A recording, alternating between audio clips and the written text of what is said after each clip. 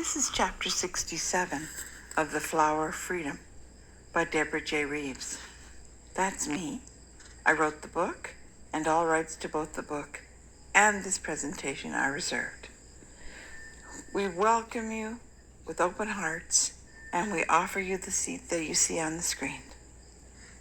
We hope you'll feel safe and comfortable and secure, because as long as you come with a good heart, you are so welcome here.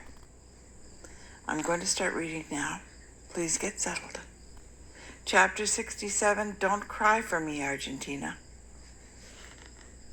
They pulled up to an upscale home in Zurich in a nice neighborhood.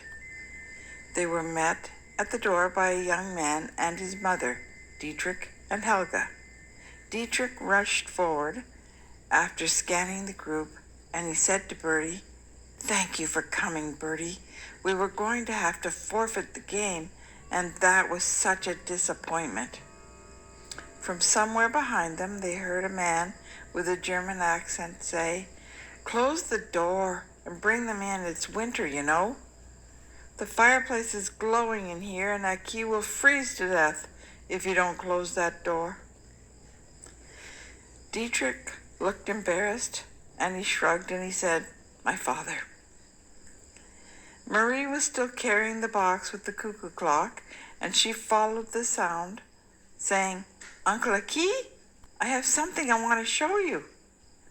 By the time Marie entered the room, Uncle Aki had leveraged himself out of the deep sofa and onto his feet, brushing crumbs off his waistcoat as Marie tried to hug him. "All Helga's fault. She makes these nibbles just too delicious to resist," he complained, with a grin in Helga's direction as Marie hugged him. "Marie, let me introduce you to my good friend Helmut Bosk, and then please do the honors of introducing all of your friends while I hug my favorite nephew." The group was not the only one that had traveled that day. Hans thought of himself as a lucky man.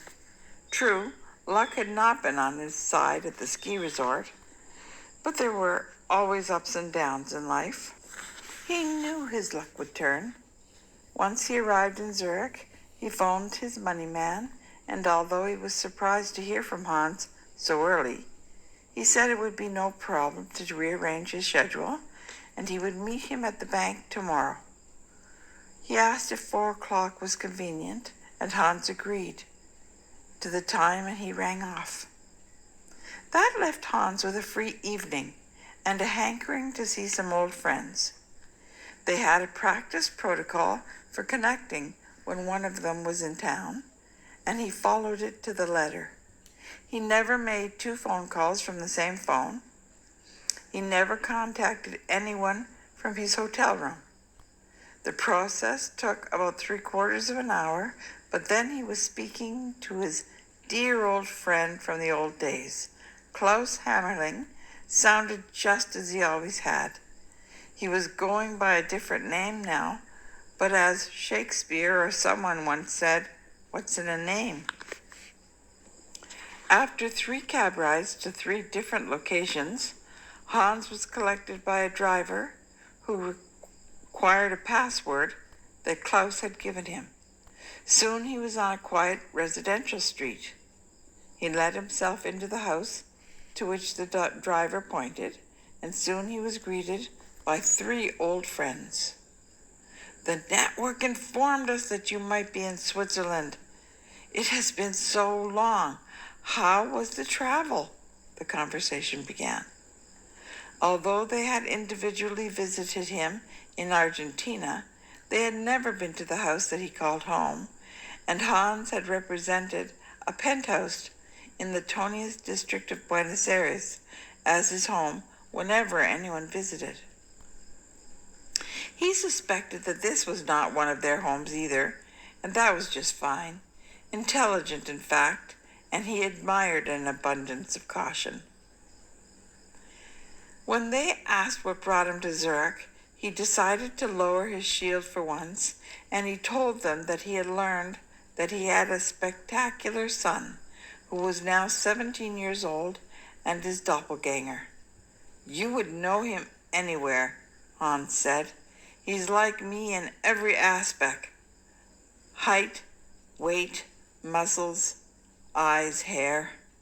I've been meaning to liquidate my Swiss assets anyway, and when I learned the boy would be here, I came to see him and deal with some business at the same time. They brought out the cigars and the brandy to toast the proud papa, and one joked about having the best parts of having a son and none of the liabilities. By then it was nearly evening and time to dine. The wine flowed, Wagner played loudly from speakers, and the caterers served course after course until the diners had consumed all that they could manage. Hans looked around at some of the original works of art in the home, and he thought perhaps that he had been mistaken. Those were priceless works of art that had not seen the light of day since the war, and Klaus was the one who had stored them away. Hans said nothing, and he enjoyed the company. Klaus raised his eyebrows later that night when the others had begged off and gone home to bed. None of us are as young as we used to be, he said, but you appear to be virile enough. Keeping up your own hobbies? He asked Hans, who was the closest thing that Klaus ever had to a brother. He told Hans that he had a gift for the new papa. Someone in my network said that you might be in the country. I only hoped that I might see you, so as a talisman to draw you in, I got you a gift. I imagine it's not so easy to satisfy your tastes while you are traveling, old friend. So here there is a tasty morsel in the bedroom in the lower level. The room is fully equipped and soundproofed. Enjoy. I will see you in the morning. Hans' frustrations had reached a fever pitch, so he was not about to look a gift horse in the mouth. As Klaus rose to go to bed, Hans noticed that the old man had aged badly. His steps were slow and wobbly. Hans asked him directly, "What's up with you, Klaus?" "Even old Nazis must die, old friend. I'm glad that I got a chance to see you again. The best doctors say that I will be dead in 3 months." Then the old irreverent codger began to sing in his beefy baritone voice, "Don't cry for me, Argentina."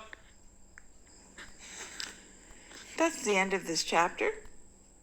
I look forward to seeing you again for the next one. That's chapter 68, and it's called Individual Poisons.